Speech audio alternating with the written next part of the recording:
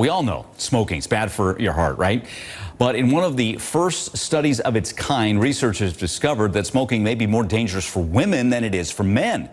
They think it's because, among other things, it lowers estrogen levels, making your heart more vulnerable to disease. And younger women who smoke may face a higher risk of a deadly heart attack as well. So Dr. Robert Segal joins us now. All right, tell us why. What do you think?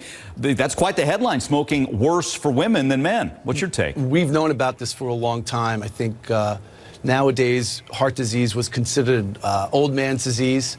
And we're seeing the trajectory going the opposite way, where smoking has gone up more in young women. I think a lot of it's due to hypertension, diabetes, which follows weight issues, and now you add smoking to the mix with e-cigarettes and vaping, where teenagers are getting access to these type of vehicles of smoking, and you're going to see a higher prevalence of heart disease in young women.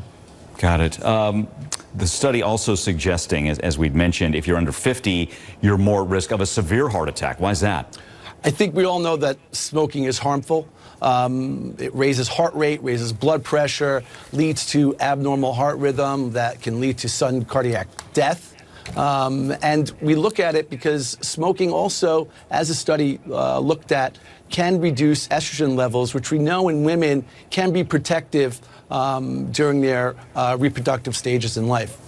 Got it. Can you do anything to reverse this damage? Stop smoking? Does it go the other way for you? Yeah, I think stop smoking. I think something needs to be done about the e-cigarette and vaping marketing, where they note themselves as being a safer alternative to the traditional cigarettes. I don't think that's true. I think something needs to be done so people don't get the idea that e-cigarettes and vaping is a safe way of smoking.